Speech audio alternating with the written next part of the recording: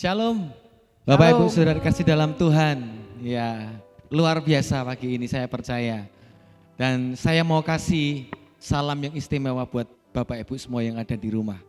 Ya, karena kebetulan bulan-bulan kemerdekaan, saya mau kasih salam yang istimewa buat Bapak Ibu. Salam merdeka. Merdeka! Merdeka! Merdeka! Merdeka! Lagi. Merdeka! Merdeka! Haleluya. Dan percaya Bapak Ibu, ya kemerdekaan itu Tuhan sudah berikan untuk kita. Amin. Secara pribadi imani bahwa Tuhan sudah memerdekakan kita dari segala persoalan, dari sakit penyakit, dari beban berat, dan dari segala pergumulan yang mungkin masih kita hadapi saat ini. Percaya bahwa Tuhan sudah sediakan kemerdekaan itu. Amin. Kita terima dengan iman. Mari kita bersuka cita dan saat ini saya ajak untuk kita semua menghampiri tahta Tuhan yang kudus. Kita memandang kemuliaan Tuhan karena Dia adalah imam yang besar dan imam yang maha agung yang memiliki hidup kita dan Dia yang akan memelihara hidup kita. Mari Bapak Ibu, kita satukan hati kita, datang kepada Tuhan, menyembah kepada Tuhan, naikkan pujian dan syukurmu di hadapan Tuhan. Haleluya. Haleluya.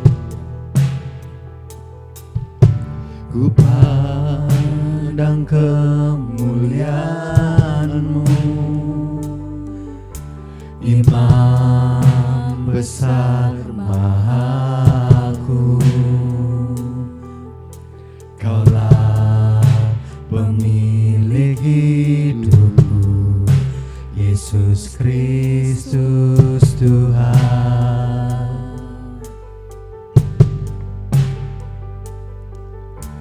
Sujud di depan tahta-Mu, taklukkan seluruh hidupku. Dalam tangan-Mu berlembut, Yesus Kristus Tuhan.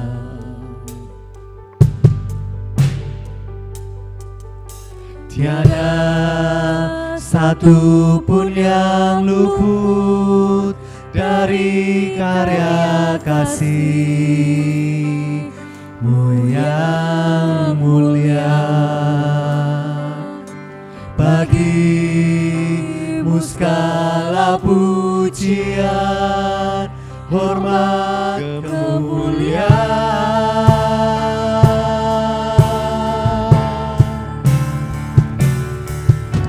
Engkau Tuhan ku tinggikan, yang bangkit dan menang, Yesus Kristus Tuhan. Raja mulia dan luhur, berkorban bagiku. Jiwaku memuja-Mu, maka jiwaku memuja, menyembah Sang Raja, Yesus Kristus Tuhan. Kekal sempurna kuasa-Mu, agunglah karya-Mu. Yesus Kristus Tuhan. mari saya ajak kita bangkit berdiri Bapak Ibu. Kita datang menyembah Tuhan. Naikkan pujian dan penyembahan kita di hadapan Tuhan. Dengan segenap hati kita memuji Tuhan dan menyembah Tuhan. Ku pandang kemuliaan-Mu, Imam besar maha agung. Kaulah pemilik hidupku, Yesus Kristus Tuhan.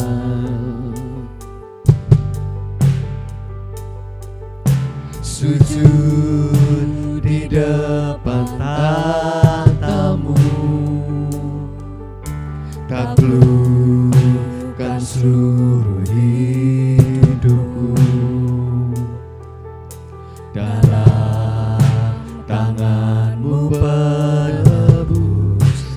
Yesus Kristus Tuhan.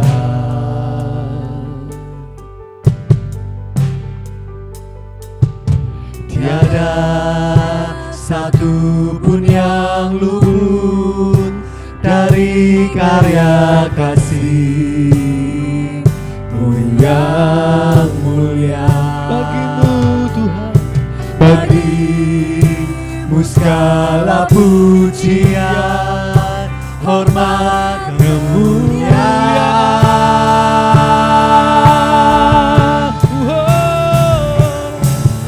Engkau Tuhan ku tinggikan, yang bangkit dan menang, Yesus Kristus Tuhan. Raja mulia dan luhur, berkorban bagiku.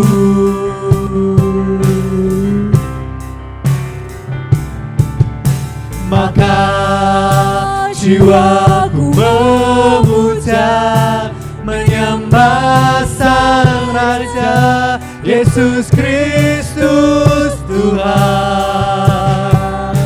Kekal sempurna kuasa-Mu, agunglah karya-Mu.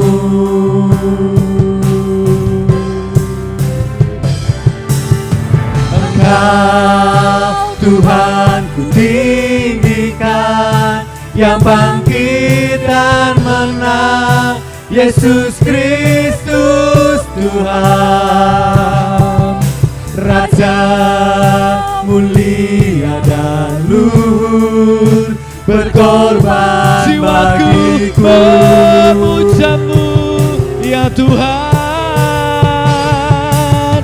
Maka jiwaku memuja, menyembah Sang Raja, Yesus Kristus Tuhan.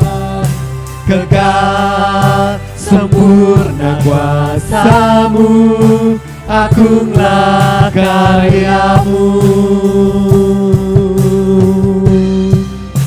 Yesus Kristus Tuhan.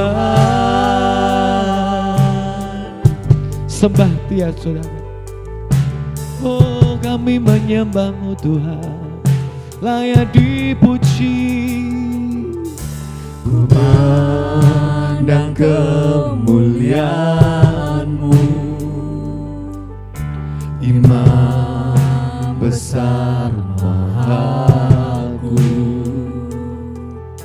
Kaulah pemilik hidupku, Yesus Kristus Tuhan.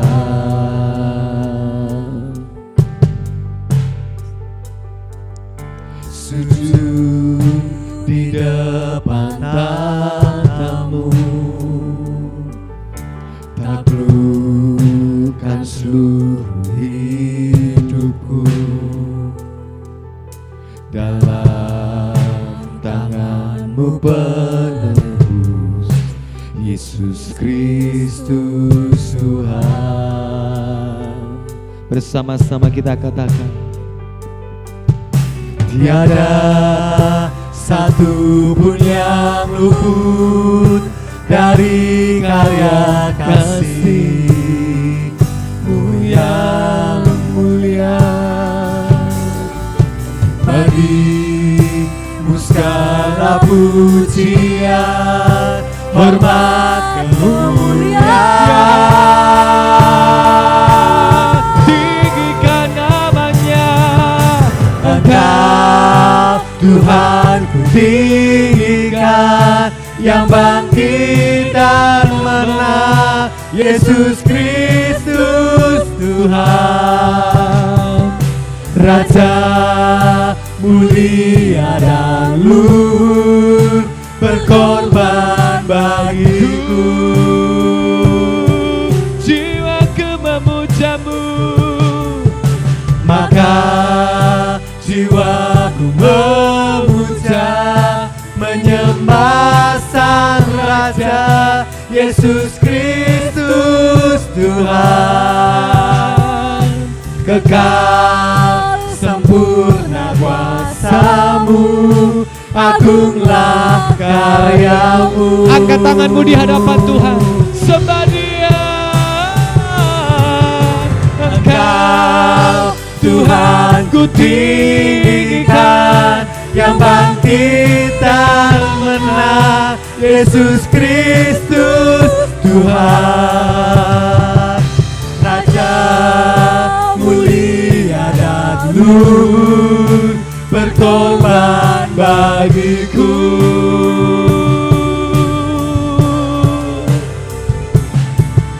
Maka jiwaku memuja, menyembah Sang Raja, Yesus Kristus Tuhan. Kekal sempurna kuasa-Mu, agunglah karya-Mu. Kau ku tinggikan, Yesus. Engkau Tuhan ku tinggikan, yang bangkit dan menang, Yesus Kristus Tuhan. Raja mulia dan luhur, berkorban bagiku. Selamatkan jiwaku, Selamatkan jiwaku, sembah Tuhan.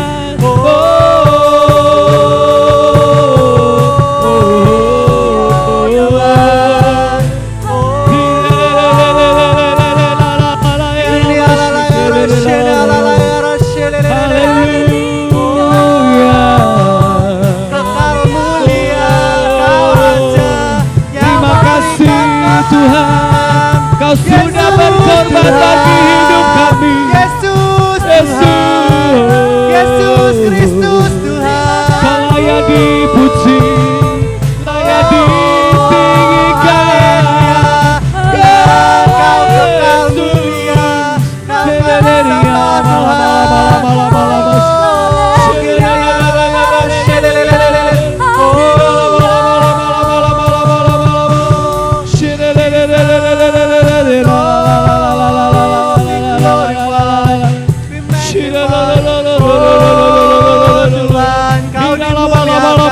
Kau diagungkan, Kau ditinggikan Tuhan. Sembah Dia. Kau Allah yang dahsyat, yang memberikan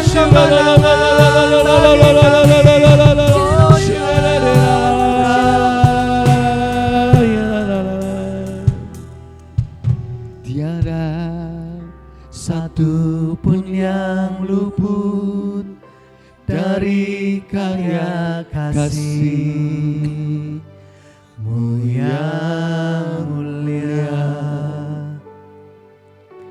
Bagi-Mu segala pujian, hormat, kemuliaan.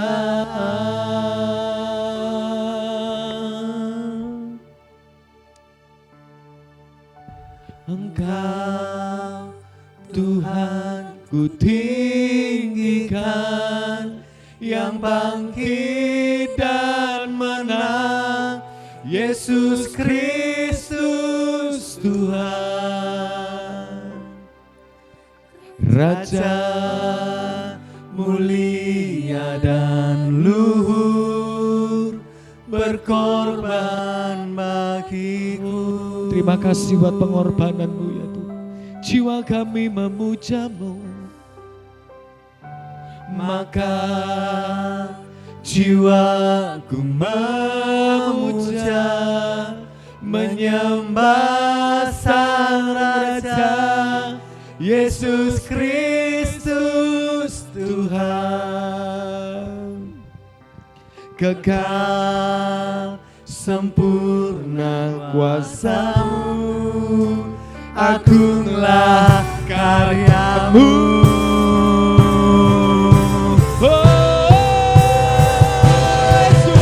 Engkau Tuhan tinggikan, yang bangkit dan menang, Kau sudah menang atas Yesus kami. Kristus Tuhan.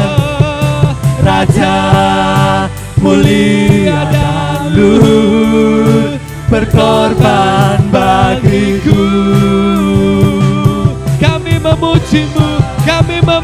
namamu. Maka jiwaku memuja, menyembah Sang Raja Yesus Kristus Tuhan. Kekal sempurna kuasa-Mu, agunglah karya-Mu. Kami tinggikan namamu Tuhan. Engkau Tuhan ku tinggikan, yang bangkit dan menang, Yesus Kristus Tuhan. Raja mulia dan luhur, berkorban bagi Selamatkan jiwaku. Selamatkan. Beri kemuliaan buat Tuhan kita Yesus. Haleluya. Yeay. Terpuji namamu Tuhan. Terpuji namamu. Haleluya. Haleluya. Haleluya. Haleluya. Di tempat yang maha tinggi. Haleluya. Haleluya. Haleluya. Haleluya. Haleluya. Segala puji, segala hormat, segala kemuliaan kami naikkan dan kami berikan hanya untuk satu nama, yaitu nama Tuhan Yesus Kristus. Yes, Tuhan. Nama yang menyelamatkan, Yes, nama Tuhan. yang menjamin hidup kami, Yes, Tuhan. nama yang memerdekakan hidup Yes, kami, Tuhan. Amin, nama Tuhan. yang membangkitkan hidup Yes, kami, Tuhan. Amin, nama Tuhan. yang memberikan pengharapan yang baru. Ya Tuhan. Terima Amin. kasih Tuhan. Amin Tuhan. Terima kasih Tuhan. Terima kasih Tuhan. Terima kasih Tuhan. Kami percaya Tuhan, bahwa ada kuasa di dalam namamu Tuhan. Ada kuasa di dalam namamu Tuhan. Ya Tuhan. Karena Engkau bukan Allah yang mati, tetapi Allah yang hidup, yang sudah membuktikan kuasa-Mu. Engkau sudah mengalahkan kuasa maut, bangkit dari kematian, dan menang atas maut. Yes Tuhan. Dan itu Kau sediakan bagi kami Tuhan. Terima kasih Tuhan. Umat-Mu yang percaya kepada Engkau Tuhan. Terima kasih Tuhan, terima kasih. Buat anugerah keselamatan yang sudah Kau anugerahkan dalam hidup kami Tuhan. Melalui pengorbanan-Mu di kayu salib. Terima kasih Tuhan, terima kasih. Dan pagi ini Tuhan dan saat ini kami mau menikmati lebih lanjut Tuhan. Lebih dalam hadirat-Mu dalam ibadah saat ini. Kiranya Roh Kudus-Mu menjamah hati kami masing-masing. Pribadi lepas pribadi. Kami mau nikmati jamahan-Mu. Kami mau nikmati hadirat-Mu. Kami mau nikmati sukacita yang Kau sediakan bagi kami saat ini Tuhan. Terima kasih Tuhan, terima kasih. Kami yang siap untuk memuji muliakan nama Tuhan. Mari Bapak Ibu dimanapun Anda berada, katakan bersama-sama dengan kami saat ini. Amin. Haleluya. Shalom. Haleluya. Haleluya. Shalom. Mari kita tinggikan nama Tuhan dan mari kita bersukacita Bapak Ibu. Karena Tuhan sediakan kemerdekaan, Tuhan sediakan kemenangan yang besar dalam hidup kita saat ini. Amin. Terima dengan iman karena kita dipilih dan dikuduskan oleh nama Tuhan.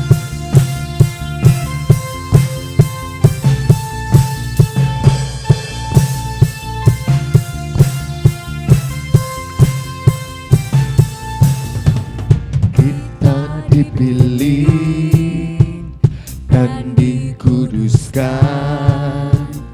untuk memberitakan perbuatannya. Sekarang saatnya bangkit nyatakan, Yesuslah Raja pemenang.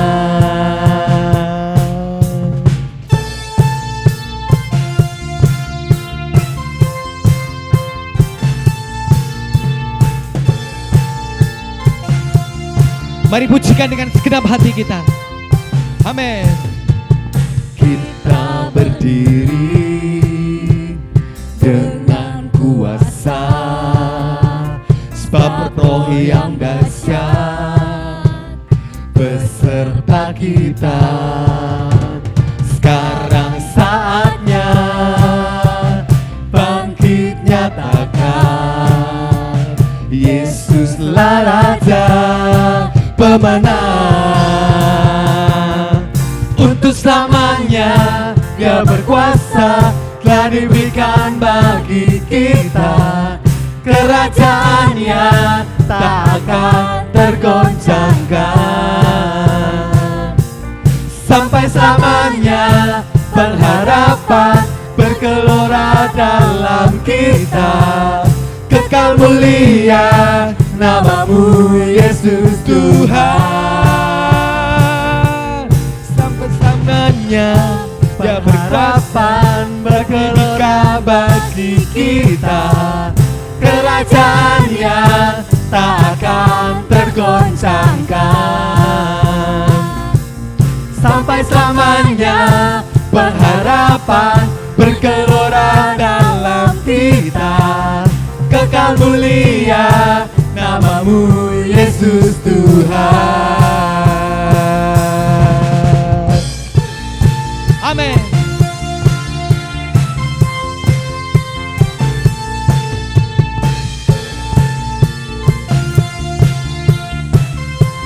Kita dipilih dan kita dikuduskan. Kita dipilih dan dikuduskan untuk memberitakan perbuatannya. Sekarang saatnya bangkit nyatakan, Yesuslah Raja pemenang.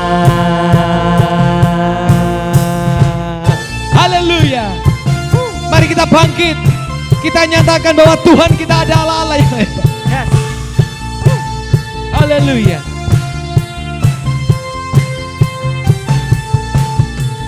Kita berdiri dengan kuasa, sebab Roh yang dahsyat beserta kita. Sekarang saatnya bangkit nyatakan, Yesuslah Raja pemenang. Untuk selamanya, untuk selamanya Dia berkuasa, telah diberikan bagi kita. Kerajaannya tak akan tergoncangkan. Sampai selamanya pengharapan bergelora dalam kita. Kekal mulia namamu Yesus Tuhan. Untuk selamanya Dia berkuasa, telah diberikan bagi kita. Kerajaannya tak akan tergoncangkan. Sampai selamanya pengharapan bergelora dalam kita. Kekal mulia namamu Yesus Tuhan. Amin. Kerajaanmu kekal ya Tuhan. Kerajaanmu tidak tergoncangkan Tuhan. Amin. Haleluya. Mulia namamu Tuhan. Kami tinggikan Engkau ya Tuhan.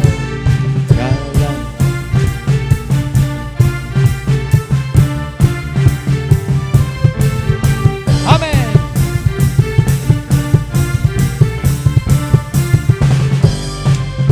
Sekarang saatnya bangkit nyatakan nama yang besar, Yesuslah Tuhan.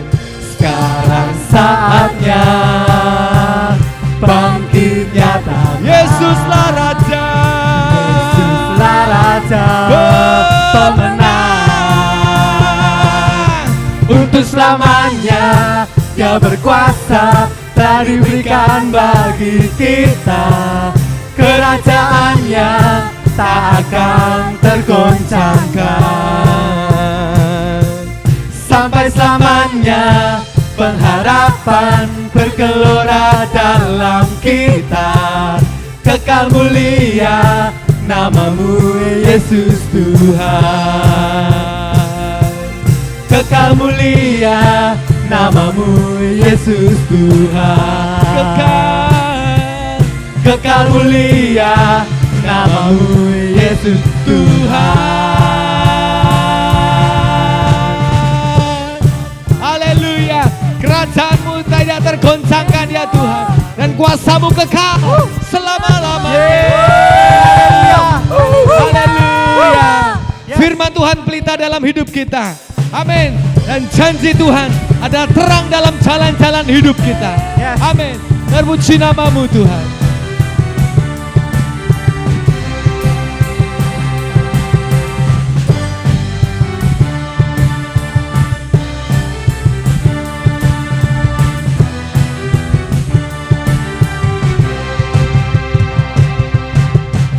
Firman-Mu Tuhan, pelita bagi kakiku. Janji-Mu terang bagi jalan-jalanku. Kebenaran-Mu menuntunku setiap hari. Ku menantikan-Mu, beri kekuatan baru. Ku kan terbang tinggi di awan bersamamu dalam kemuliaan. Sebab firman-Mu teguh menopang, ku kan aman di dalam-Mu Tuhan. Amin. Tuhan akan bawa kita terbang mengatasi segala persoalan. Tuhan yang membuat kita menang. Haleluya. Firman-Mu Tuhan, pelita bagi kakiku. Janji-Mu terang bagi jalan-jalanku. Kebenaran-Mu menuntunku setiap hari. Ku menantikan-Mu, beri kekuatan. Bersama-sama katakan dengan iman. Ku kan terbang tinggi di awan bersamamu dalam kemuliaan. Sebab firman-Mu teguh menopang, ku kan aman di dalam-Mu Tuhan. Ku kan terbang tinggi di awan bersamamu dalam kemuliaan. Sebab firman-Mu teguh menopang, ku kan aman di dalam-Mu Tuhan.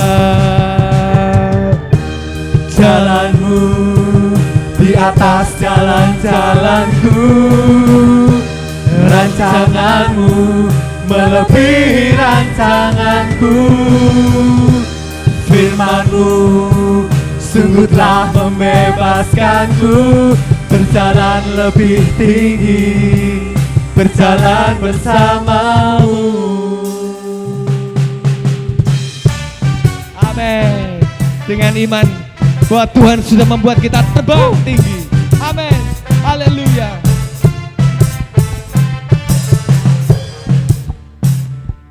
Ku kan terbang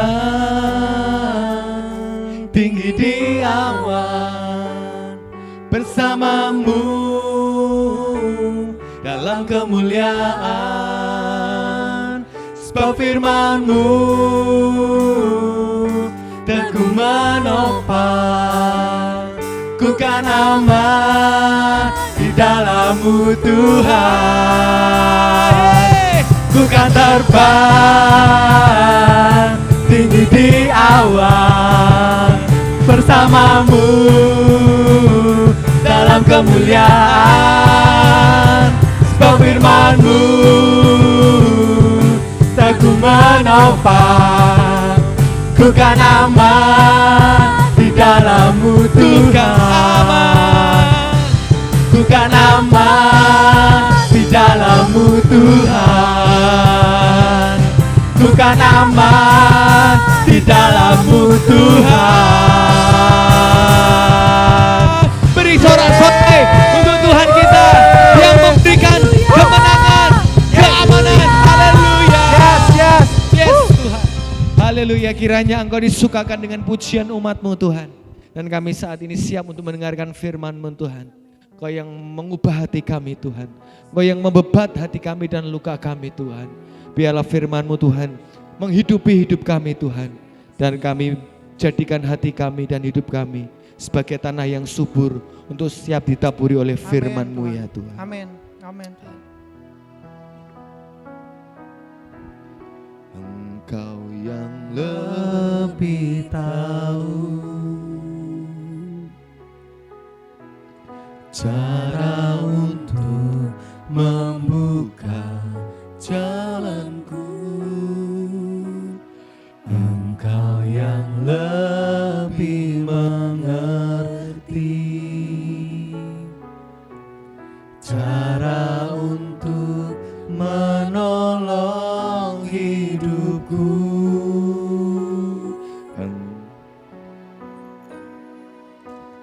Engkau yang lebih tahu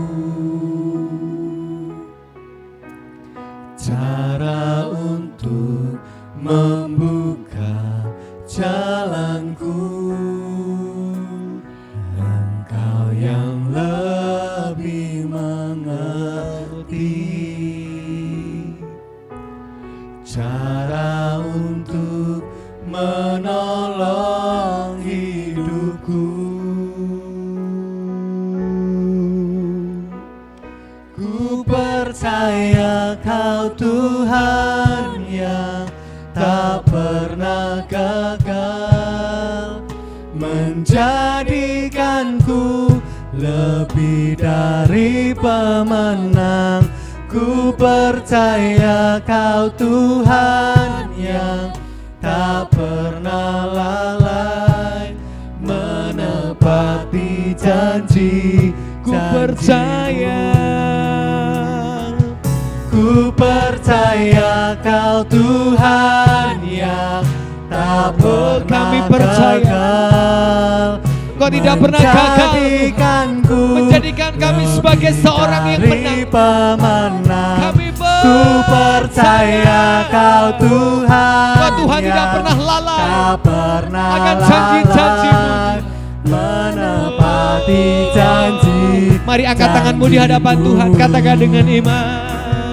Ku percaya Kau Tuhan yang tak pernah gagal, menjadikanku lebih dari pemenang. Ku percaya Kau Tuhan yang tak pernah lalai, menepati Sekali lagi, kami percaya. Ku percaya Kau Tuhan yang tak pernah gagal, menjadikanku lebih dari pemenang. Ku percaya Kau Tuhan yang tak pernah lalai, menepati janji-janji-Mu, menepati janji-janji-Mu, menepati janji-janji-Mu. Firman-Mu iya dan amin ya Tuhan. Dan kami pegang firman-Mu dalam hidup kami. Karena Engkau Tuhan yang tidak pernah lalai. Bahkan Engkau Tuhan yang tidak pernah gagal menjadikan kami sebagai orang-orang yang menang. Kami siap terima firman-Mu di dalam nama Tuhan Yesus Kristus. Haleluya. Amin. Haleluya, shalom saudara kasih Tuhan. Mari kita akan terlebih dahulu berdoa sebelum kita bersama-sama mendengarkan firman Tuhan untuk hari ini. Mari kita berdoa. Terima kasih Tuhan, kami sungguh bersyukur untuk kesempatan yang masih Engkau berikan. Kami boleh beribadah bersama-sama meskipun secara online. Dan sebentar kami mau terima firman-Mu Tuhan Yesus. Engkau yang mengurapi setiap kami dengan urapan yang baru, dengan minyak dan anggur yang baru. Tuhan, agar benih firman-Mu boleh tertanam dalam tanah hati yang baik. Dan mampukan juga hamba-Mu ini untuk menyampaikan tepat seperti apa yang Engkau ingin sampaikan. Terima kasih Tuhan, segala pujiannya bagimu di dalam nama Tuhan Yesus Kristus. Haleluya. Amin. Haleluya. Kita bersyukur Tuhan masih beri kita kesempatan, saudara, untuk bersama-sama beribadah meskipun masih secara online. Dan hari ini saya mau ajak kita belajar bersama dari sebuah kisah yang dicatat di dalam Alkitab tentang ada seorang yang buta berseru kepada Tuhan, meminta pertolongan dari Tuhan Yesus, dan dia mendapatkan kesembuhan. Mari kita akan membuka Alkitab kita di dalam Markus pasal yang ke-10, ayat yang ke-46 sampai yang ke-52.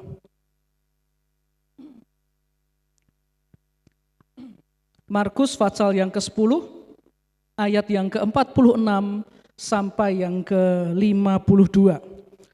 Firman Tuhan berkata, lalu tibalah Yesus dan murid-muridnya di Yeriko.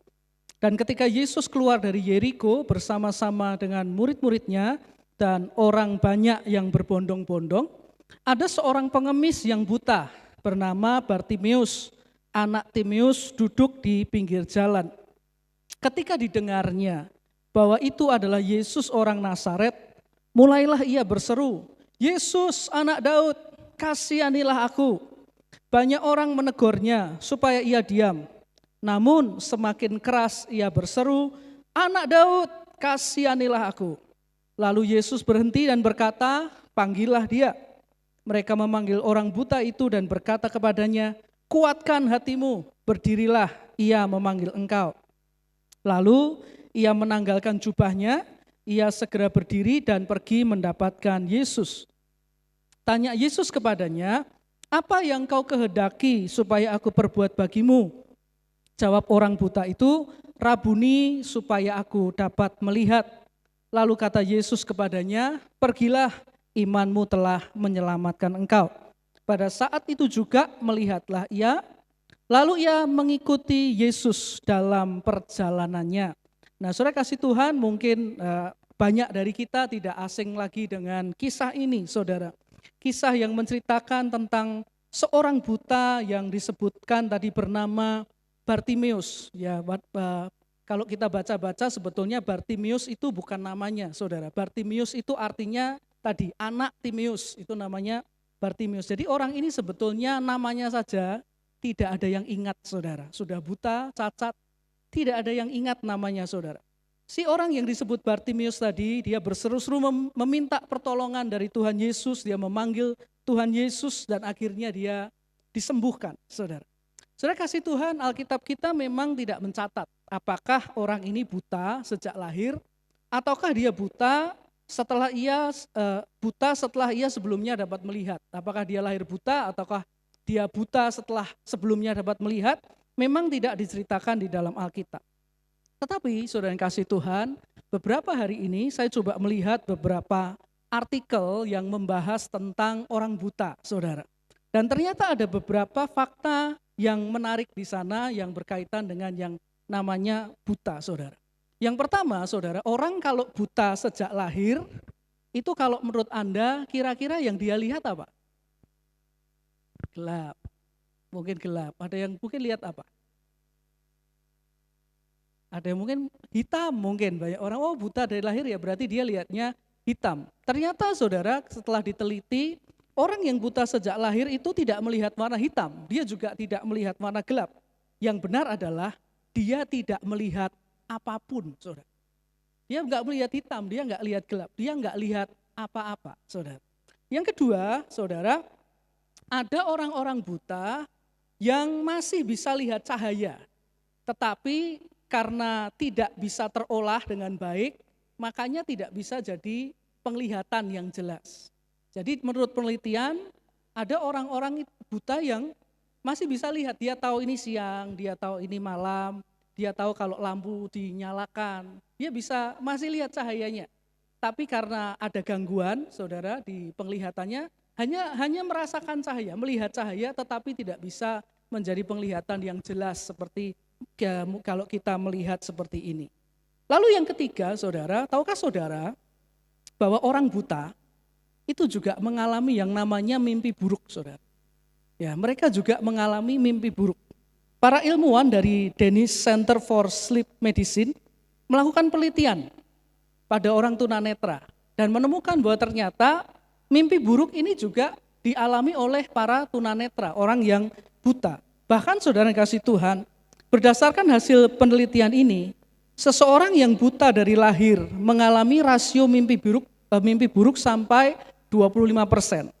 Artinya orang yang buta dari lahir itu 1 dari 4 mimpinya adalah mimpi buruk, saudara. Mungkin saudara bertanya, lah yang diimpikan apa? Kan dia nggak lihat, saudara. Ya, jadi yang dia lihat, saudara, orang buta dari lahir ketika mimpi buruk ini tidak melihat seperti kalau kita mimpi buruk. Mereka hanya merasakan ketidaknyamanan yang terbentuk dari suara, rasa, bau, dan sentuhan, saudara. Ini yang kalau buta dari lahir. Sementara yang buta tidak dari lahir, mereka juga mengalami mimpi buruk. Tetapi dalam mimpi buruk mereka masih bisa melihat dari memori-memori yang lama. Namun itu pun penglihatan itu semakin lama selalu berkurang dan akhirnya hilang, saudara. Jadi saudara yang kasih Tuhan, kalau kita melihat artikel-artikel tentang orang buta, saudara, kita bisa lihat intinya adalah yang dilihat oleh orang buta itu sesuatu yang tidak jelas, sesuatu yang kabur, saudara, sesuatu yang ya tidak bisa dilihat dengan jelas, dan tentu saja orang buta akan kesulitan untuk tahu arah benda yang bergerak dengan pasti, saudara. Mereka akan kesulitan mengetahui arah dengan pasti, apalagi kalau benda itu bergerak. Saya tahu ada orang-orang buta dengan tongkatnya dia bisa pergi ke satu tempat dan kemudian dia bisa pulang lagi ke rumahnya, saudara. Karena apa? Karena dia menghafalkan jalannya. Tetapi akan berbeda jika kita mengajaknya naik mobil atau naik motor, saudara. Ya, kemudian pergi mungkin ke tempat yang sama atau ke tempat yang sedikit berbeda. Lalu dia disuruh pulang. Akan sangat kesulitan buat dia, saudara. Karena apa? Itu sudah di luar apa yang dia bisa ingat, saudara. Dia akan kesulitan untuk menentukan jalan pulang, saudara. Nah, saudara kasih Tuhan, terkadang di dalam hidup kita ini, saudara, di tengah segala kesulitan, kita bisa saja mengalami apa yang dialami oleh orang buta tadi, saudara. Tentu saja ini bukan bicara buta secara jasmani, tetapi lebih kepada buta akan hal-hal yang lain. Misalnya apa? Misalnya ketika kita lihat masa depan yang gak pasti, saudara. Misalnya kalau kita lihat masa depan kok rasanya suram, gak kelihatan ada harapan yang baik. Misalnya kalau kita lihat keadaan ekonomi yang gak jelas mau kemana, saudara. Ya, keadaan ekonomi kita yang mungkin sedang tidak jelas mengarah kemana. Atau mungkin kita sedang lihat keadaan keluarga kita. Dan rasanya sulit untuk melihat adanya harapan di sana supaya keluarga kita mengalami pemulihan. Atau mungkin yang sedang cari jodoh, saudara. Rasanya lihat jodohnya kok gak kelihatan, saudara. Ya, lihat mana jodohnya. Gak kelihatan. Jadi bukan buta secara jasmani, tapi mungkin juga ini dapat juga berbicara tentang buta akan hal-hal yang lain. Selain itu, mungkin juga saat ini kita sedang dalam keadaan yang tidak tahu harus melakukan apa lagi. Karena rasanya kita sudah berusaha, tapi tidak melihat ada hasil seperti yang kita inginkan. Mungkin kita juga merasa semua yang kita miliki tidak lagi bisa diandalkan untuk mengatasi tantangan, persoalan yang sedang kita hadapi. Ya, semua rasanya gelap, tidak jelas, tidak pasti, sulit diprediksi, dan mungkin membuat kita sekalipun kita anak Tuhan menjadi tertekan, menjadi bingung, saudara. Dan tahukah saudara, itulah keadaan yang dialami oleh orang buta, saudara. Gak pasti, gak jelas, tidak tentu arah, saudara. Nah, saudara kasih Tuhan, kalau hari-hari ini saudara sedang mengalami keadaan seperti ini, mari saya ajak kita belajar bersama dari kisah Bartimeus si buta ini. Karena ada hal-hal menarik yang kita bisa pelajari dari kehidupan si buta ini, saudara. Yang pertama, mari kita kembali ke Alkitab kita di dalam Markus pasal 10 ayat 46 dan 47. Markus pasal yang ke-10 ayat 46 dan 47. Lalu tibalah Yesus dan murid-muridnya di Yeriko. Dan ketika Yesus keluar dari Yeriko bersama-sama dengan murid-muridnya dan orang banyak yang berbondong-bondong, ada seorang pengemis yang buta bernama Bartimeus, anak Timeus, duduk di pinggir jalan. Ketika didengarnya bahwa itu adalah Yesus orang Nazaret, mulailah ia berseru, Yesus anak Daud, kasihanilah aku, saudara. Nah, saudara kasih Tuhan, hal pertama yang kita bisa belajar dari si buta ini adalah, si buta ini, Bartimeus ini punya kerinduan untuk mengalami kuasa Tuhan seperti yang pernah ia dengar dengan telinganya, saudara. Sekali lagi, Bartimeus ini, si buta ini punya kerinduan untuk mengalami kuasa Tuhan seperti yang pernah ia dengar dengan telinganya. Bartimeus ini buta, saudara. Jadi jelas dia pasti tidak pernah melihat Tuhan Yesus membuat mujizat. Tetapi saudara, saya yakin bahwa sebelum hari itu dia pernah mendengar kisah bagaimana Tuhan Yesus dari Nazaret membuat mujizat dan menyembuhkan orang-orang yang sakit, saudara. Dari mana kita bisa tahu, dari mana kita bisa yakin tentang hal itu, saudara? Dari reaksi yang dia tunjukkan ketika dia dengar orang berkata, Yesus orang Nazaret sedang lewat di dekatnya. Saya kasih gambaran seperti ini. Misalnya, saudara, ada seorang penggemar drama Korea. Dan kebetulan dia adalah penggemar dari Lee Min Ho, saudara. Nah, suatu ketika dia sedang jalan-jalan di mall. Lalu tiba-tiba ada suara berseru, Lee Min Ho lewat. Kira-kira, saudara, apa yang akan orang ini lakukan? Ya, kalau saya bayangkan, mungkin yang pertama dia keluarkan handphone, saudara. Siap-siap kalau bisa foto. Lalu apa yang dilakukan? Mulai rapikan rambut. Make up sedikit supaya agak glowing seperti orang Korea, saudara. Lalu lari ke tempat di mana orang berkata ada Lee Min Ho. Kalau sudah ketemu, saudara, dia akan cari kesempatan sambil tidak lupa berteriak apa? Lee Min Ho, Lee Min Ho, Lee Min Ho. Ya. Kalau ada kesempatan, foto, saudara. Selfie, saudara. Paling tidak dapat tanda tangannya. Kenapa bisa begitu? Karena dia penggemar Lee Min Ho, penggemar drama Korea. Tapi coba kita bayangkan, jika di tempat yang sama, di mall yang sama, di hari yang sama, Lee Min Ho lewat, ada orang yang belum pernah mendengar sama sekali nama Lee Min Ho. Lalu ada orang berkata, Lee Min Ho lewat. Kira-kira reaksinya apa? Kira-kira reaksinya gimana, saudara? Menurut saya, dia akan bertanya, Lee Min Ho kuwi sopo? Lee Min Ho itu siapa? Kenapa reaksinya beda? Karena dia belum pernah mendengar tentang Lee Min Ho sebelumnya. Berapa waktu yang lalu, saya dengar ada seorang hamba Tuhan, saudara, cerita. Dia dapat berkat Tuhan, diajak jalan-jalan ke luar negeri, saudara. Ya, bersama rombongan dia dapat berkat Tuhan, jalan-jalan ke luar negeri. Dan di sana, saudara, di salah satu negeri yang dia kunjungi, saudara, dia dibawa ke salah satu kota di negeri itu. Dan di kota itu ada sebuah kedai, saudara, yang terkenal sekali, saudara, dengan salah satu jenis makanannya.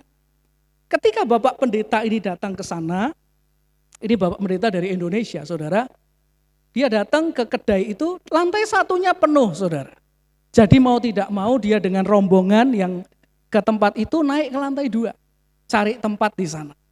Nah, waktu sampai di atas sudah dapat tempat duduk, sudah dapat meja, dia duduk di sana, dia lihat kanan kiri, ada sebuah foto, saudara, seorang pria tertempel di dinding. Ketika pelayan datang, Bapak Pendeta ini dan rombongannya bertanya, maaf ya, tolong saya tanya, foto itu siapa yang terpasang di dinding? Ada seorang pria. Lalu si pelayan itu berkata, yang mana? Oh, yang itu. Iya. Itu presiden kami. Presiden kami, orang yang luar biasa. Fotonya kami taruh di situ. Oh, kata Pak Pendeta ini, hamba Tuhan. Oh, itu presidennya. Waktu dia sedang berkata, oh, itu presidennya. Tiba-tiba pelayan tadi berkata, loh, Bapak, apa enggak ketemu? Loh, maksudnya ketemu gimana? Tadi kan presiden saya di lantai 1. Rame di bawah itu rombongan presiden.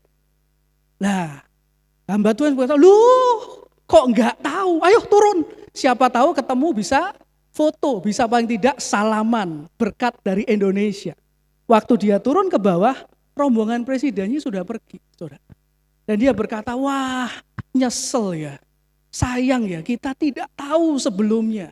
Kalau itu presiden, coba tahu tadi di bawah, ya kalau kita sudah pernah dengar sebelumnya, bisa ketemu dengan presiden negeri ini. Tapi reaksinya biasa aja, kenapa? Karena nggak tahu saudara, belum pernah dengar. Nah saudara kasih Tuhan, jadi kalau kita lihat reaksi dari si buta Bartimius tadi, ketika dia dengar Yesus orang Nazaret lewat, dia langsung berteriak saudara. Dia langsung berkata, Yesus anak Daud, kasihani aku. Saudara, saya percaya orang ini sudah dengar berita-berita tentang kuasa Tuhan, karena memang kalau kita baca pada zaman Tuhan Yesus, waktu itu Tuhan Yesus memang sangat-sangat fenomenal, saudara. Kisah tentang penyembuhannya langsung tersebar kemana-mana, tentang kuasanya tersebar kemana-mana, saudara. Dan saya percaya itu juga yang didengar oleh Bartimius. Karena itu dia ingin sekali mengalami apa yang sudah dia dengar tentang Tuhan Yesus. Nah, pertanyaannya adalah bagaimana dengan kita, saudara yang dikasih Tuhan, Bapak Ibu sekali. Selama ini kita sering dengar firman, kita sering dengar Tuhan Yesus, kita sering dengar tentang kuasanya, kita sering dengar tentang kasihnya, kita sering dengar tentang kehebatannya, tentang kesanggupannya. Ketika kita sedang mengalami jalan buntu, ketika kita sedang susah melihat hari depan, ketika ekonomi kita rasanya nggak bisa dilihat lagi ke depan mau kemana, ketika harapan kita nggak bisa lihat, ketika jodoh kita rasanya nggak bisa lihat, apakah ada kerinduan di dalam hati supaya aku juga mengalami seperti apa yang selama ini aku dengar? Ataukah ketika kita sedang mengalami hal yang tidak mudah, justru kita melupakan apa yang selama ini sudah kita dengar tentang kuasanya, tentang kehebatannya, tentang kesanggupannya, saudara. Tetapi Bapak Ibu yang kasih Tuhan, hari ini kalau kita merasa tidak bisa lihat apa-apa di depan mata kita, mari kita punya kerinduan yang sama seperti Bartimius tadi, saudara. Miliki kerinduan supaya kita mengalami apa yang selama ini kita sudah dengar tentang kedahsyatan Tuhan kita, tentang kehebatan Tuhan kita. Supaya jangan cuma kita dengar, saudara, Tuhan kita hebat, tapi kita nggak pernah ngalami. Tapi mari, saudara, ya di tengah keadaan yang tidak mudah, miliki kerinduan seperti Bartimius. Aku mau mengalami apa yang selama ini sudah aku dengar tentang kehebatan Tuhan Yesusku, tentang kedahsyatannya, tentang kuasanya. Aku rindu mengalami itu di dalam hidup. Jadi inilah hal pertama yang bisa kita pelajari tentang Bartimius, yaitu di dalam kebutaannya dia merindukan untuk mengalami kuasa Tuhan seperti yang sudah dia dengar sebelumnya. Yang kedua, saudara, apa yang kita bisa belajar dari Bartimius? Mari kita kembali ke Alkitab kita buka di Markus 10 ayat 47 sampai yang ke-49. Ketika didengarnya bahwa itu adalah Yesus orang Nazaret, mulailah ia berseru, Yesus anak Daud, kasihanilah aku. Banyak orang menegurnya supaya ia diam, namun semakin keras ia berseru, anak Daud, kasihanilah aku. Banyak orang menegurnya. Lalu Yesus berhenti dan berkata, panggillah dia. Mereka memanggil orang buta itu dan berkata kepadanya, kuatkanlah hatimu, berdirilah, ia memanggil engkau. Nah, saudara kasih Tuhan, hal kedua yang dapat kita pelajari dari kisah ini adalah begini, saudara. Keinginan dari Bartimius si buta ini untuk mengalami kuasa Tuhan membuat dia mencari cara bagaimana agar ia dapat berjumpa dengan Tuhan dan dapat mengalami kuasa Tuhan secara pribadi. Jadi karena dia rindu, saudara, mengalami kuasa Tuhan seperti yang dia dengar, karena itu dia mencari cara. Gimana caranya supaya saya bisa berjumpa dan dapat mengalami kuasa Tuhan di dalam hidupku. Saudara kasih Tuhan, saya percaya dia sudah dengar jika Tuhan Yesus berkuasa. Dia juga tahu Tuhan Yesus hari itu sedang lewat ada dekat dengan dia. Karena orang berkata kepadanya, Yesus orang Nazaret sedang lewat. Dia tahu dia ingin mengalami mujizat. Dan hari itu dia dapat kesempatan. Tuhan Yesus sedang lewat. Ada di dekatnya, saudara. Masalahnya adalah, dimanapun Tuhan Yesus berada, Alkitab mencatat bahwa dia selalu dikelilingi oleh orang yang jumlahnya sangat banyak. Alkitab tadi mengatakan orang itu berbondong-bondong mengikuti Tuhan Yesus. Jadi saudara yang kasih Tuhan, meskipun si Bartimius ini dia ingin ketemu Tuhan, dia ingin ngalami Tuhan, tapi masalahnya dia buta. Dia tidak tahu Tuhan Yesus ada di mana, saudara. Dia cuma tahu Tuhan Yesus ada di dekatnya. Tapi dia nggak tahu Tuhan Yesus entahkah di kanannya, entahkah di kirinya, entahkah di depan, entahkah di belakang, saudara. Dia nggak tahu, yang dia tahu adalah Tuhan Yesus hari itu sedang ada dekat dengan dia. Karena itu saudara, dia mencari cara. Bagaimana caranya agar Tuhan Yesus dapat berjumpa dengan dia. Bagaimana caranya supaya dia bisa berjumpa dengan Tuhan Yesus. Dan yang luar biasa, Alkitab mencatat dia berteriak memanggil nama Tuhan Yesus dengan sekuat-kuatnya. Ya, dia berteriak-teriak, Yesus anak Daud. Tolong aku, Yesus anak Daud, kasihani aku. Saya membayangkan mungkin Yesusnya di sana, dia teriaknya ke sana, saudara. Mungkin Yesusnya di sana, dia teriak ke sana, saudara. Karena dia buta. Tapi yang jelas dia cari cara. Dia teriak sekuat-kuatnya, saudara. Karena dia berpikir kalau suara pasti nyebar kemana-mana, saudara. Dia berteriak memanggil nama Tuhan Yesus. Ya, meskipun orang waktu itu berkata menyuruhnya diam karena teriakannya pasti berisik sekali dan mengganggu, saudara. Tapi dia terus berteriak, saudara. Berteriak dan memanggil nama Tuhan Yesus. Nah, yang menarik Bapak Ibu yang dikasih Tuhan. Kalau kita membaca dalam Alkitab, kita akan menemukan bahwa orang-orang yang sungguh-sungguh ingin bertemu dengan Tuhan Yesus untuk mengalami kuasa dan pertolongan Tuhan dalam hidupnya, itu sering kali kalau tidak pasti, itu akan melakukan hal yang sama dengan yang dilakukan oleh Bartimius ini. Yaitu apa? Mencari cara gimana caranya supaya bisa bertemu dengan Tuhan. Saya mau tunjukkan dua contoh dari Alkitab. Yang pertama ada di Markus pasal yang kedua, ayat yang pertama sampai yang keempat. Kisah orang lumpuh yang disembuhkan. Markus 2 ayat 1 sampai 4.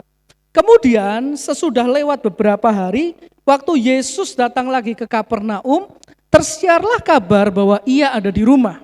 Maka datanglah orang-orang berkerumun, ya sekali lagi saudara, berkerumun sehingga tidak ada lagi tempat. Inilah yang sering kali terjadi dengan Tuhan Yesus. Bahkan di muka pintu pun tidak, sementara ia memberitakan firman kepada mereka.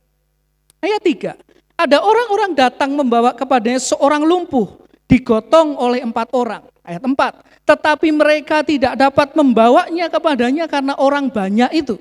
Lalu apa yang dilakukan? Mereka membuka atap yang ada di atasnya. Sesudah terbuka, mereka menurunkan tilam tempat orang lumpuh itu terbaring. Saudara kasih Tuhan.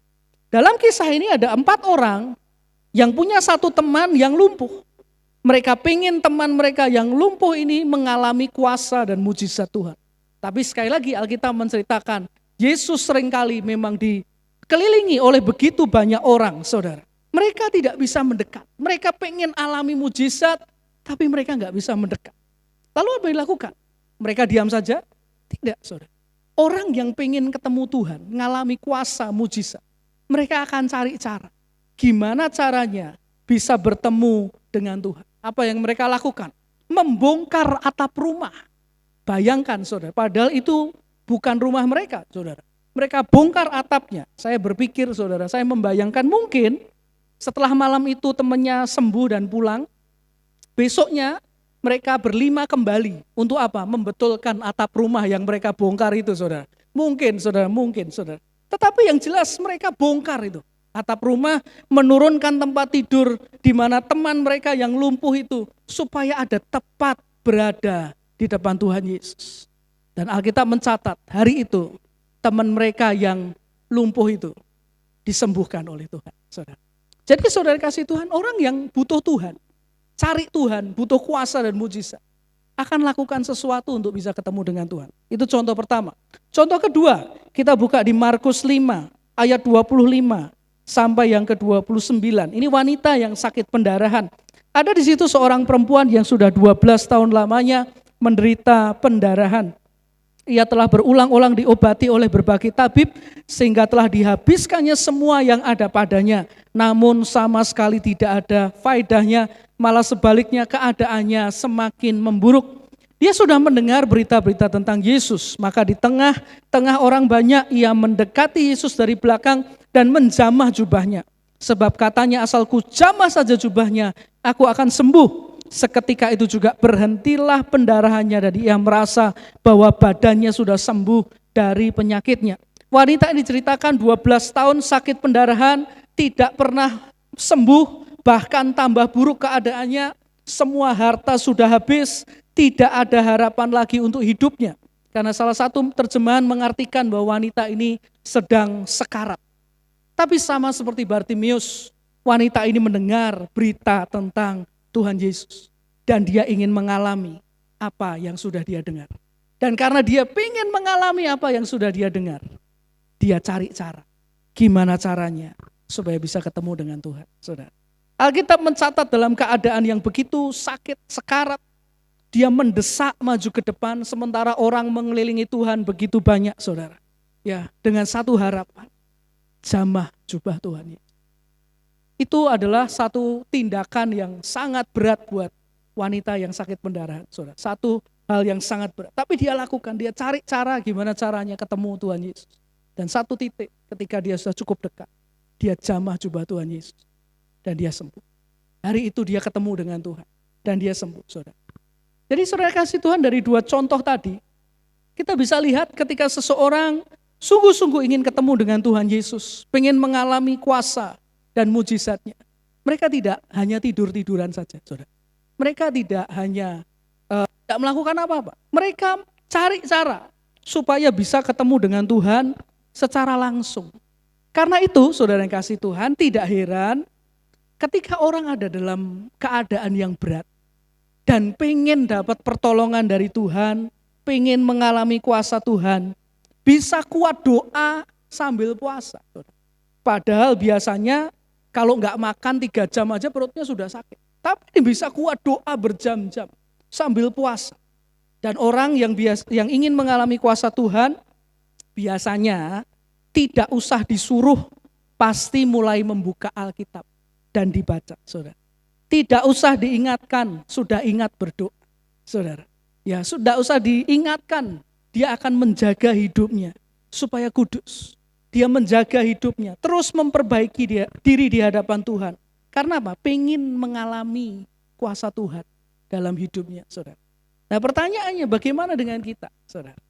Kalau kita tadi berkata, aku pengen mengalami apa yang sudah aku dengar tentang Tuhan Yesus. Kalau kita hari ini merasa seperti orang buta, lihat hari depan gak kelihatan, lihat masa depan gak kelihatan, lihat jodoh gak kelihatan, saudara. Cari jalan keluar gak kelihatan, lihat jalan terbuka gak ada, saudara. Sudahkah kita lakukan sesuatu untuk ketemu dengan Tuhan? Sudahkah kita berusaha cari cara bagaimana supaya kita bisa berjumpa dengan Tuhan Yesus untuk mendapatkan pertolongan daripadanya, saudara. Nah, ini hal kedua yang dapat kita pelajari dari kisah Bartimius. Bartimius adalah orang yang sungguh ingin mengalami kuasa Tuhan dan berjumpa dengan Tuhan secara langsung. Karena itu dia mencari cara. Dia berusaha agar dapat bertemu dengan Tuhan sendiri untuk mendapatkan pertolongan. Dan ketika dia berusaha, ketika dia berseru, ketika dia lakukan apa yang dia bisa untuk bertemu dengan Tuhan, apa yang terjadi? Mari kita kembali baca Alkitab kita di dalam Markus pasal yang ke-10, ayat yang ke-50 sampai yang ke-52. Firman Tuhan mengatakan, lalu ia menanggalkan jubahnya, ia segera berdiri dan pergi mendapatkan Yesus. Tanya Yesus kepadanya, apa yang kau kehendaki supaya aku perbuat bagimu?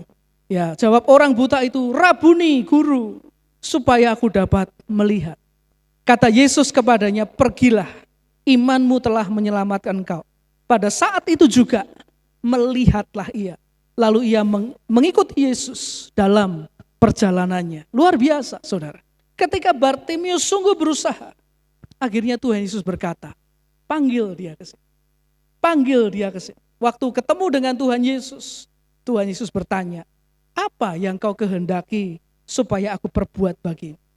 Bartimius berkata, Tuhan, aku buta, aku gak bisa lihat masa depan, aku gak bisa lihat Tuhan jalan keluar. Aku lihat ekonomiku di depan kacau Tuhan. Aku gak bisa lihat dengan jelas, keluargaku mau dibawa kemana. Tuhan, aku perlu pertolongan dari Engkau. Tolong aku Tuhan. Dan Tuhan Yesus berkata, aku akan menolong. Dan Bartimius mengalami mujizat daripada Tuhan, saudara. Ketika Bartimius berusaha, dia berjumpa dengan Tuhan. Dan Alkitab mencatat perjumpaan itu mengubah seluruh kisah hidupnya.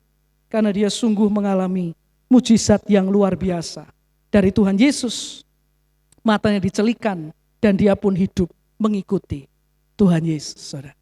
Nah, jadi saudara kasih Tuhan, kalau saudara memang rindu, hari-hari ini mungkin saudara merasa hidupnya sedang gelap, masa depannya sedang gelap, harapannya sedang gelap, dan saudara pengen mengalami apa yang sudah saudara dengar tentang firman Tuhan, dari firman Tuhan tentang kuasa Tuhan. Mari lakukan sesuatu, saudara. Cari cara supaya bisa ketemu dengan Tuhan Yesus. Dan percayalah, pertemuan saudara, pertemuan kita dengan Tuhan Yesus akan mengubah kisah hidup kita, saudara, menjadi penuh dengan mujizat yang luar biasa. Saudara kasih Tuhan, kita tahu hari ini kita sedang hidup di masa pandemi, saudara. Ya, masa di mana ya virus corona sedang menyerang seluruh dunia, mengakibatkan ekonomi sedang berjalan dengan berat. Nah, saudara kasih Tuhan, kesulitan ekonomi tidak cuma menyerang negara kita, tapi juga menyerang negara-negara lain. Dan salah satunya juga menyerang negara Jepang, saudara. Negara yang teknologinya sangat maju. Nah, saya baca saudara, di Jepang ada sebuah perusahaan. Ini perusahaan gak main-main, perusahaan kereta listrik. Bayangkan, perusahaan transportasi saudara di Jepang namanya adalah perusahaan kereta listrik Choshi. Ini ada di prefektur Chiba di Jepang. Perusahaan ini adalah perusahaan yang sudah berdiri lama sekali. Perusahaan ini berdiri tahun 1923. Jadi tahun ini sudah 97 tahun perusahaan ini berdiri. Dan gara-gara pandemi, saudara, perusahaan ini mengalami keadaan keuangan yang paling buruk dalam sejarah mereka. Bahkan terancam untuk bangkrut, saudara. Ya kenapa? Karena begini, operator kereta api ini, kereta listrik Choshi, saudara, mengandalkan pariwisata untuk mendukung operasinya selama ini, saudara. Tetapi dengan adanya pandemi virus corona, ya mereka nggak dapat pemasukan, saudara. Ya sektor pariwisatanya berhenti, saudara. Sehingga akhirnya bisnis mereka jatuh, saudara. Mereka terancam bangkrut. Nah, ketika dalam keadaan seperti itu, mereka pengen bangkit, saudara. Ya mereka pengen ada terobosan, mereka pengen ada kebangkitan di perusahaan mereka. Karena itu pihak manajemennya kumpul dan mereka cari cara, saudara. Gimana caranya supaya perusahaan ini jangan bangkrut. Mereka memikirkan gimana caranya supaya perusahaannya jangan bangkrut. Akhirnya mereka memakai cara yang unik sekali, saudara. Mereka pakai dua cara. Yang pertama, mereka mulai membuat saluran YouTube untuk perusahaan mereka, kereta listrik Choshi, saudara. Dan mengisi dengan konten-konten yang cukup menarik sebisa mereka. Kemudian saudara, yang kedua ini yang unik. Mereka menjual souvenir bagi para pecinta kereta api. Saudara kasih Tuhan, kalau saudara pecinta kereta api, pengen souvenir apa dari perusahaan kereta api? Pernah gak kepikiran? Oh ya keretanya ya kegedean saudara, taruh di rumah ya gak cukup saudara. Ya mau apa? Masinisnya ya jangan makani saudara ya. Mau apa saudara? Nah mereka ini buat souvenir untuk pecinta kereta api. Souvenirnya apa? Batu saudara. Batu yang di rel itu diwadahi kaleng. Kayak kaleng sarden yang kecil itu. Dikemas dalam kaleng lalu dijual. Mereka memberikan pengumuman kepada masyarakat, kepada ya khalayak ramai, produk baru mereka, produk original mereka tersedia di toko online kereta listrik Choshi. yaitu batu dalam kaleng yang diambil langsung dari rel kereta api perusahaan mereka. Mereka juga membuat video promosi pemasaran batu-batu itu, di mana mereka mempromosikan kegunaan batu-batu dalam kaleng tadi. Kegunaannya ada 3. Pertama, untuk pemberat kertas, saudara. Ya, kalau punya kertas tumpuan supaya nggak kena angin, taruh aja batunya. Nah, fungsi pertama itu. Fungsi kedua, untuk koleksi penggemar kereta api. Wah, ada batu dari rel kereta api. Dan fungsi yang ketiga, untuk senjata melawan pencuri. Artinya apa kalau ada pencuri? Nah, tahu saudara. Nek ada pencuri, balangke saudara. Ya itu batu kayak gitu kalau kena pencuri tetap kelotak juga saudara, tetap benjol juga saudara. Nah, batu-batu tadi dikemas tadi saya bilang dalam kaleng seperti kaleng sarden. Dan betul-betul tersedia di toko online kereta listrik. Saudara mau tahu harganya berapa? Satu kaleng kecil itu. Harganya adalah 1.650 yen. Berapa itu? 227.000. Satu kaleng isinya batu. Bisa dapat satu kalau isinya kalau batunya besar, kalau batunya kecil-kecil dapat beberapa. Ukuran kalengnya cuma satu soal, saudara. Dan menurut keterangan dari mereka, batu-batu tersebut tidak cuma diambil lalu dimasukkan kaleng. Terlebih dahulu diapakan? Dicuci. Kemudian sedikit dipoles supaya agak mengkilap. Lalu dikemas dalam kaleng-kaleng logam, saudara. Dan apa yang terjadi? Rasanya aneh orang jualan batu. Tapi ternyata batu ini sangat diminati. Dan dari penjualan batu dalam kaleng itu, perusahaan kereta api Choshi Electric tidak jadi bangkrut, saudara. Bahkan bisa bangkit kembali, ekonominya pulih gara-gara jualan batu, saudara. Pernahkah ada saudara dalam kesulitan dan terpikir aku tak dodolan watu, saudara? Enggak juga kan? Nah, ini yang dilakukan mereka. Batu kereta api dikalengi, dijual, saudara. Akhirnya mereka bangkit kembali. Jadi saudara yang kasih Tuhan, karena mereka pengen bangkit, pengen ngalami terobosan, mereka cari cara supaya tidak bangkrut. Demikian juga dengan kita. Kalau kita hari ini pengen ngalami kuasa Tuhan, cari cara, saudara. Lakukan sesuatu supaya kita bisa ketemu dengan Tuhan Yesus. Mari kita makin giat mencari Tuhan, berseru-seru kepadanya. Dan satu hal yang pasti, semua orang dalam kesusahan yang berjumpa dengan Tuhan Yesus selalu mendapatkan pertolongan yang luar biasa, saudara. Nah, jadi saya kasih Tuhan, hari ini kita belajar bersama dari kisah si Bartimeus yang buta. Ketika ia dalam kebutaannya, ia mendengar ada Yesus dari Nazaret yang sanggup melakukan mujizat. Dia rindu alami apa yang sudah dia dengar. Karena itu dia mencari cara dengan apa? Berteriak, saudara. Dia lakukan apa yang dia bisa untuk bertemu dengan Tuhan dan akhirnya ia pun disembuhkan. Karena itu jika hari ini kita sedang merasa jalan kita gelap, masa depan tidak jelas, ekonomi sedang tidak pasti. Mari saudara, cari cara saudara untuk berjumpa dengan Tuhan. Lakukan sesuatu untuk kita bertemu dengan Tuhan dan mengalami mujizat dan pertolongan yang luar biasa dari Tuhan kita. Seperti yang dialami oleh Bartimeus. Amin. Tuhan berkati kita semua. Mari kita berdoa. Terima kasih Tuhan Yesus untuk firman-Mu yang telah Engkau bagikan buat kami. Kami berdoa biar firman-Mu boleh menjadi rema buat kami semua. Agar di masa-masa yang mungkin sedang kami hadapi, yang membuat kami takut, membuat kami tidak bisa melihat apapun di depan sana. Membuat kami rasanya buta Tuhan, tidak pasti dengan apa yang di depan.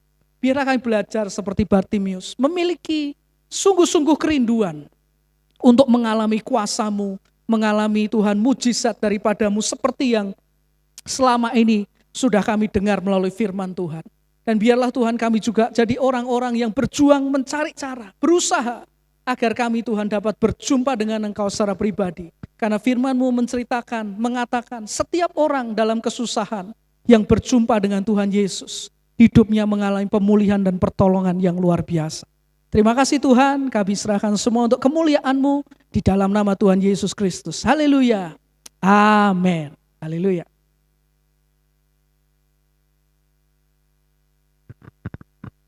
Saudara-saudara, Sekarang kita akan masuk di dalam sakramen perjamuan kudus. Perjamuan kudus mengingatkan kita bahwa Yesus telah mati bagi kita 2000 tahun yang lampau. Dan kalau kita bertobat dan percaya kepada Dia, maka segala dosa kita akan disucikan oleh kuasa darahnya yang kudus. Perjamuan kudus juga mengingatkan bahwa kita sekarang harus selalu bersekutu dengan Kristus, pokok anggur yang benar, melekat intim dengan Dia. Dan kalau kita sungguh mengasihi Tuhan, kita akan dimampukan untuk mengasihi sesama. Kalau ada kepahitan, kejengkelan, bereskan dulu. Ampuni dulu sebelum kita makan dari roti dan anggur ini. Dan kalau ada di antara saudara yang mengikuti perjamuan kudus, kita juga harus sadar bahwa kita memberitakan kematian Kristus sampai Dia datang kembali. Artinya, tidak lama lagi Tuhan akan segera datang. Kita harus mempersiapkan diri menjadi mempelai wanita dengan pakaian kudus seperti kain lenan halus yang berkenan kepada Dia. Mari kita siapkan roti dan anggur kita, dan kita akan bersama-sama masuk di dalam perjamuan kudus. Saya bacakan terlebih dahulu firman dari 1 Korintus 11 ayat 23 sampai 26. Sebab apa yang telah kuteruskan kepadamu telah aku terima dari Tuhan, yaitu bahwa Tuhan Yesus pada malam waktu Ia diserahkan mengambil roti, dan sesudah itu Ia mengucap syukur atasnya. Ia memecah-mecahkannya dan berkata, "Inilah tubuhku yang diserahkan bagi kamu, perbuatlah ini menjadi peringatan akan aku." Demikian juga Ia mengambil cawan sesudah makan lalu berkata, "Cawan ini adalah perjanjian baru yang dimateraikan oleh darahku. Perbuatlah ini setiap kali kamu meminumnya menjadi peringatan akan aku." Perjamuan kudus yang terdiri dari roti dan anggur ini melambangkan tubuh dan darah Yesus yang rela dikorbankan bagi kita. Mari kita nyanyikan sebuah pujian dan kita mempersiapkan roti dan anggur ini. Roh Kudus, Kau hadir di sini. Haleluya. Roh Kudus, Kau hadir di sini. Roh Kudus, ku mengasihimu. Kau lembut, Kau manis, Kaulah penghiburku, penolongku, diutus Bapakku. Ku buka hati untuk Roh-Mu Tuhan. Ku buka hati menyembah-Mu Yesus.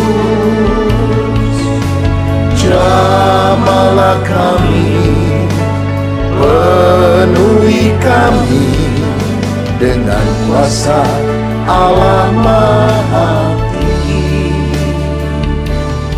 Mari kita siapkan roti, kita angkat tinggi-tinggi. Bapa Sorgawi, kami mengucap syukur untuk roti yang sudah Engkau berkati, yang melambangkan tubuh-Mu yang telah dipecah-pecahkan karena dosa-dosa kami. Biar kami sungguh percaya kepadamu. Apakah saudara percaya bahwa roti yang sudah diberkati ini ada persekutuan dengan tubuh Tuhan Yesus Kristus? Amin. Mari kita makan dalam nama Tuhan Yesus Kristus.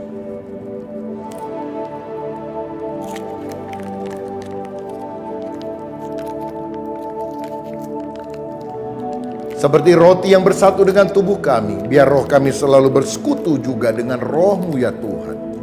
Setelah makan, kita angkat cawan anggur. Darah Yesus menyucikan, bilur Yesus sanggup menyembuhkan segala macam penyakit kita. Apalagi pada hari-hari ini kita membutuhkan perlindungan kuasa darah Yesus. Biarlah kita sungguh-sungguh minta agar Tuhan melindungi kita dengan urapan-Nya. Apakah saudara percaya bahwa anggur yang sudah diberkati ini ada persekutuan dengan darah Tuhan Yesus Kristus? Amin. Kita minum dengan iman dalam nama Yesus. Haleluya, haleluya, haleluya. Terima kasih Tuhan, terima kasih. Bapa Surgawi, kami mengucap syukur karena kami bisa bersekutu dengan tubuh dan darah-Mu melalui perjamuan kudus ini. Biarlah Engkau lanjutkan kasih setia-Mu dalam kehidupan kami. Walaupun di dalam wabah COVID-19 ini, kami mohon proteksi Tuhan. perlindungan-Mu juga atas bangsa negara kami Indonesia. Berikanlah hikmat akal budi kepada para pemimpin bangsa kami, dari pemerintah pusat sampai di daerah. Dan biarlah Tuhan akan menolong dalam perekonomian, sehingga kami selalu mengalami penyertaan Tuhan dalam hidup ini. Sekarang saudara dikasih Tuhan, terimalah kasih dari Allah Bapa Surgawi, kasih karunia Tuhan Yesus Kristus, dan persekutuan Roh Kudus menyertai kita semua hari ini sampai selama-lamanya. Haleluya. Amin. Salam sehati. Tuhan memberkati. Shalom Bapak Ibu yang terkasih. Hari ini kita kembali mengadakan ibadah secara online, dan di sini kami berdoa biarlah Bapak Ibu semua dalam keadaan yang sehat serta baik-baik saja. Ibadah raya kita minggu depan di tanggal 23 Agustus masih akan dilakukan secara online pada pukul 8 pagi, dan firman Tuhan akan disampaikan oleh pendeta muda Yogi Santoso. Bagi jemaat yang memberikan persembahannya, baik itu persembahan kasih, persembahan khusus ataupun juga persepuluhan, dapat dilakukan melalui transfer ke nomor rekening yang akan kami tampilkan pada akhir tayangan ini, atau juga dapat dilihat pada kolom deskripsi.